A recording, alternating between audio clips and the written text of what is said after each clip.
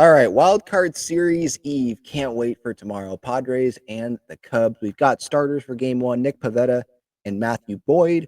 Game 2, Dylan Cease for the Padres. That was announced today. Also was announced Darvish for Game 3 if necessary.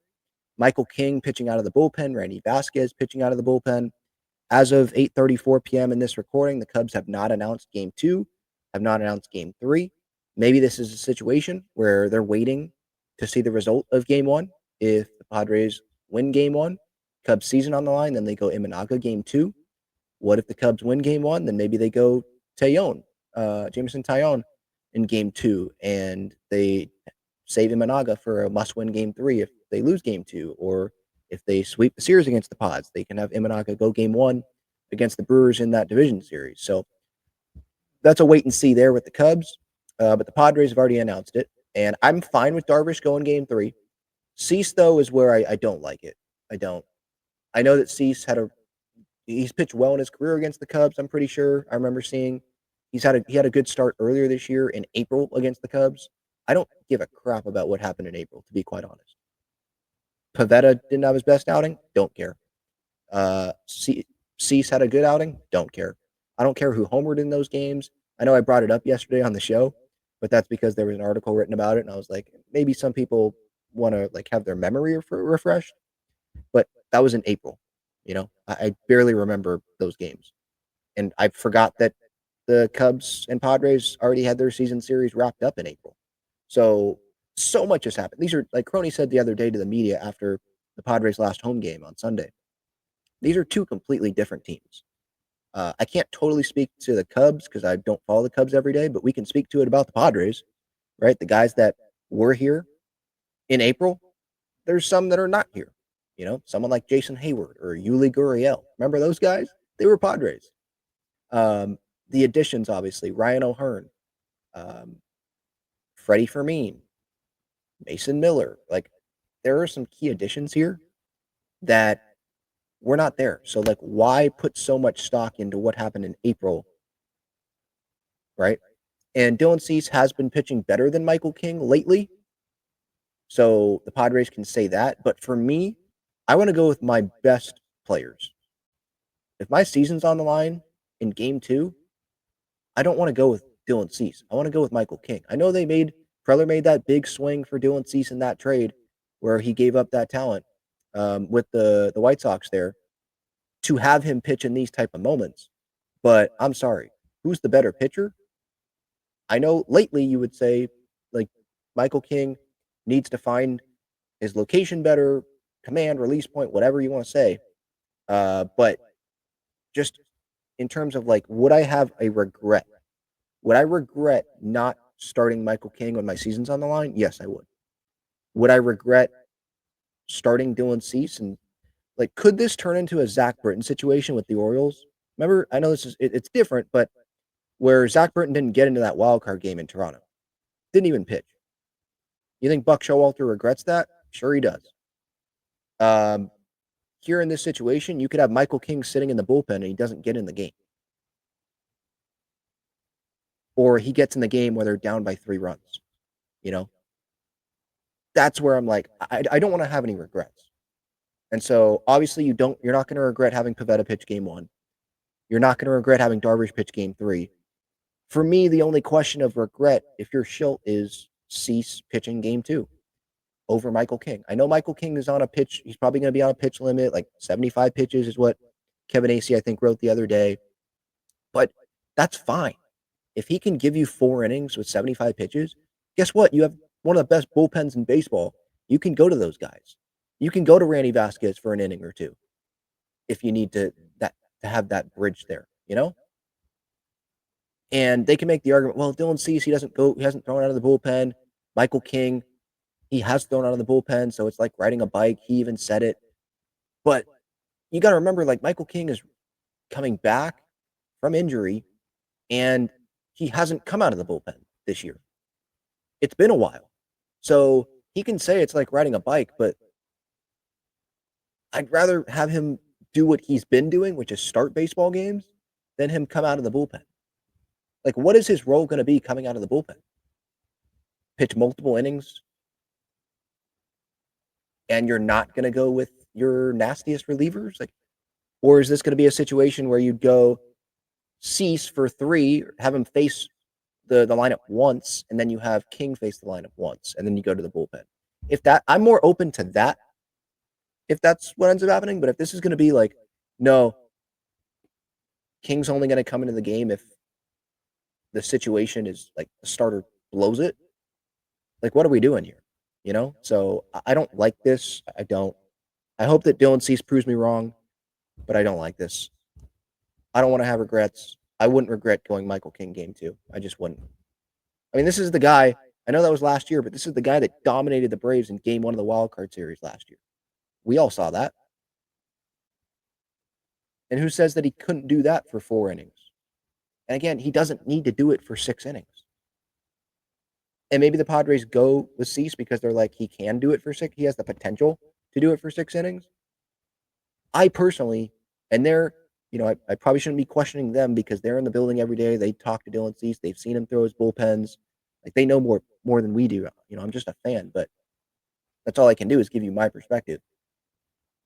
I trust Michael King more, even with, the bad Mets outing that he had. I trust Michael King more than I do Dylan Cease in big games. I just do. So we'll see how that works out. I hope I'm wrong. I don't want to be right here because if I'm right, then Dylan Cease is going to crap the bed, and then the Padres are going to lose game 2. And what if they lose game 1? Then their season's over, right? So I hope I'm wrong, but I would just go King, start him game 2. I really would. But we'll see. We'll see what happens there. Could end up being a great move, and then I look stupid. But all I care about is the Padres winning. I don't care if I look stupid. I'm just giving you my thoughts, my unfiltered thoughts here. So wildcard starters: Pivetta, Cease, Darvish. We'll see about the Cubs for game 2, game 3, if necessary, on Thursday. That time, I think, could move around based on other results around the league. But right now, it's set for 12:08. All 3 games on ABC. All right. What I want to do now is predict the wild card roster for the Padres ahead of this Cubs series starting tomorrow. If you're watching this day of, well, it's good timing. Around noon is when this game's going to be kicking off. So we will see what this roster is going to look like. I expect the roster to be named Tuesday morning, which is what Shildt said after the regular season series finale the other day. So here we go. I separated this out. I wrote this out on my phone. Separated this out into the lineup, not the lineup, what it's actually going to look like, but just the starting 9. And then I did the bench. Then I did the 3 in the rotation for this series. Then I did King and Vasquez. Then I did bullpen. So I have it set up as 13 and 13, 13 position players, 13 pitchers. Shildt was asked the other day, I forget by who, but would it be 12 and 14? I didn't know you were allowed to do that. I thought it was a rule that you had to do 13 pitchers only, and then the rest had to be hitters. So maybe I'm wrong on that, but I thought it had to be 13 and 13, but Shildt answered it as if it didn't have to be 13 and 13. So it could be 12 and 14. We'll see what happens there. But what I got here is Arise, Cronenworth, Arise, let's say first base, Croney at second, Bogey at short, Manny at third, Gavin Sheets in left, because that's the option that they have. I don't think they're going to start Bryce Johnson. Merrill in center, Tatis in right, Freddie Freeman catching. So that is 8 names. And then DHing tomorrow, that's tough. Like, I have Campusano making this roster. I have Diaz making the roster as well. And for the 13, my bench is O'Hearn, Bryce Johnson, and Jose Iglesias. So Campy making it. If a lefty's on the mound, you're not going to trust Campy to catch, obviously, but do you want his bat in there? Would you rather have Ryan O'Hearn as a lefty, or would you rather have Campy as a righty? And then you can bring O'Hearn in when the matchup, allows you to do that, when it's favorable for you. So I actually wouldn't, Campy has to make the roster, but would they put Campy in there to be the DH? Maybe. Ryan O'Hearn off the bench wouldn't be the worst thing. So we'll see what happens there. But yeah, I got those 8. I've got Diaz on the roster. they are going to run him through some.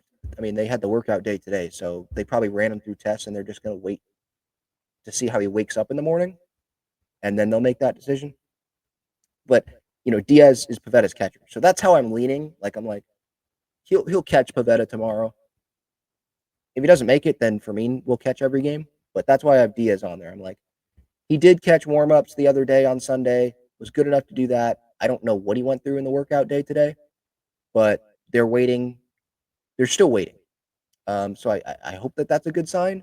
And with Pavetta starting, sure, he can adjust. Like he's going to have to throw to Freddie Fermin if that's what's going to have to happen. But hopefully Diaz is good enough, and we'll go with Diaz there. And if that's the case, then Fermin wouldn't be in the lineup. It would be Diaz, and then still it would be. I think it would come down to O'Hearn or Campy, if Campy makes the roster, because Maldonado's not going to make it. I wouldn't think.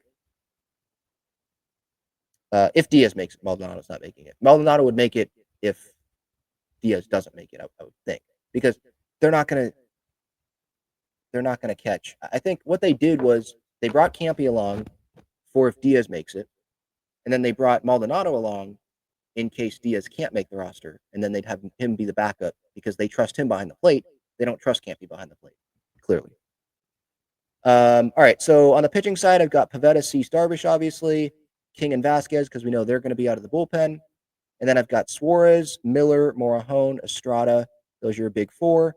And then Matsui, obviously, Wandy, David Morgan, and then I've got Bradley Rodriguez taking up that final reliever spot.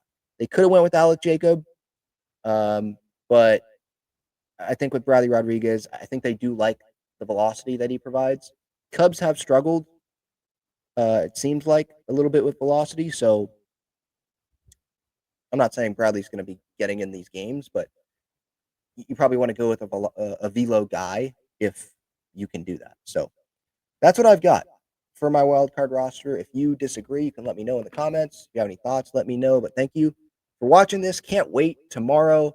I will be going live at some point. I plan on doing that tomorrow and on Wednesday for game 1 and game 2, not during the game and not immediately after the game because I do have work, but at some point tomorrow night, some point on Wednesday night, I do plan on going live, giving thoughts on this game, and hopefully not on Thursday for a game 3 because the Padres win this series 2-0, and they're on their way to Milwaukee. But we will see.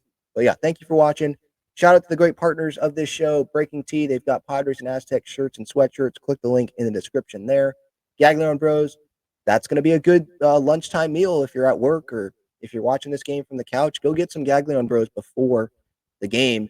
Their main location is on Friars Road. Their website is in the description, link in the description there. Great cheesesteaks, cheesesteak fries, garlic fries. Check them out. They're at Petco Park and inside Snapdragon Stadium as well. And then SeatGeek, code Talking Friars, $20 off your first order when you sign up with your email. That's not just for Padres, but that's concerts, that's other events, other sports. So please use that to your advantage. But yeah, I'll talk to you all later. Have a great night and hoping for the best tomorrow.